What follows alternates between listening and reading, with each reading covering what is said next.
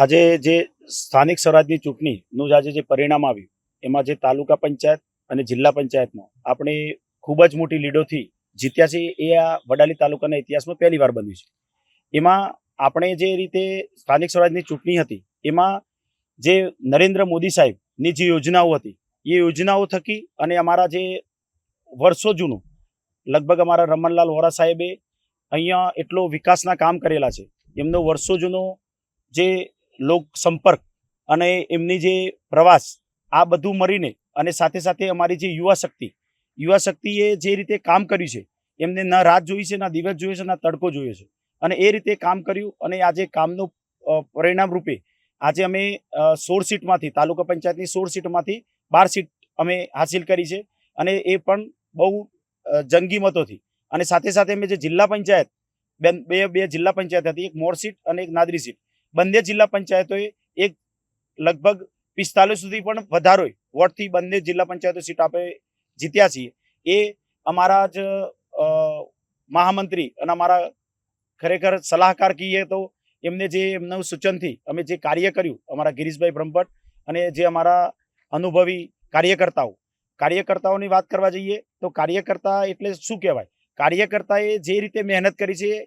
કે એમને કદી કોઈ આશા નથી રાખી અને જ્યારે પણ જોઈએ તો કોઈના કોઈ ઘર સંપર્ક કરતા હોય, યોજના વિશે લોકોનો સંપર્ક કરતા હોય, અમને સતત કોન્ટેક્ટ કરીને લોકોને ક્યાં જવું છે, અહીંયા મિટિંગ ગોઠવી છે. એટલે આ જે ભારતીય જનતા પાર્ટીનું જે સંગઠનાત્મક જે ભાવના છે એ ભાવનાથી આજે આટલું આપણે સારું પરિણામ લાવી શક્યા છીએ અને ઐતિહાસિક રીતે અમે જે જીત કરી છે એ બદલ સૌ કર્મનિષ્ઠ કાર્યકર્તાઓનો ખૂબ આમાં તપ રહેલું છે. એ સાથે અમારા સૌ હોદ્દેદારો જે ભારતીય જનતા પાર્ટીના એમને પણ ન રાત જોઈ છે, ન દિવસ જોઈ છે, એમનો પણ હું ખૂબ ખૂબ આભાર વ્યક્ત કરવા માંગુ છું. અને સૌથી વધારે જે મતદારો જે નરેન્દ્ર મોદી સાહેબ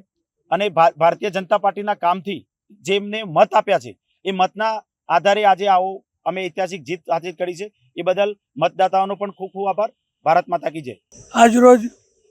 વડાલી તાલુકાની અંદર તાલુકા અને જિલ્લા પંચાયતની જે ચૂંટણી હતી એમાં વડાલી તાલુકાના જાગૃત મતદારોએ ખૂબ રસ લઈ અને આજે ભાજપનું ભગવો લહેરાવ્યું છે ત્યારે હું સૌપ્રથમ તો એમનો તમામ જાગૃત મતદારોનો ખૂબ ખૂબ આભાર માનું છું. આ ચૂંટણીમાં આપણા યશસ્વી વડાપ્રધાન માનનીય મોદી સાહેબ અને આપણા ગુજરાતના મૃદુ અને મક્કમ મુખ્યમંત્રી માનનીય શ્રી ભૂપેન્દ્રભાઈ પટેલ સાહેબ અને અમારા 30 વર્ષથી ઈડર વડાલી વિધાનસભાના લોકપ્રિય ધારાસભ્ય શ્રી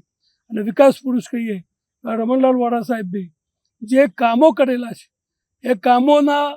આધારે અમે પ્રજા પાસે લોકો પાસે વોટ માગ્યા હતા અને કોઈ પણ ગામમાં કોઈ પણ કામ વિકાસનું કામ મોટું બાકી રહ્યું હોય એવું આજ સુધી અમારા જાણમાં કે અમને કોઈને રજૂઆત નથી કરી. એટલે જે મોદી સાહેબ અને ભૂપેન્દ્રભાઈ પટેલ સાહેબ અને વોરા સાહેબે જે વિકાસના કાર્યો કર્યા છે એના આધારે અમે વોટ માગ્યા અને એના આધારે પ્રજાએ અમને ખોબલે વોટ આપ્યા. આજ સુધીના ઇતિહાસમાં જંગી લીડથી તાલુકા અને જિલ્લા પંચાયતના સદસ્યો ચૂંટાયા છે, જે આજ સુધી બન્યું નથી. અમે આ ચૂંટણીમાં જે સંગઠનમાં પણ અમારા જિલ્લા પ્રમુખ માન્ય કનુભાઈ પટેલ સાહેબ અને અમારા મહામંત્રીશ્રીઓ અને અમારા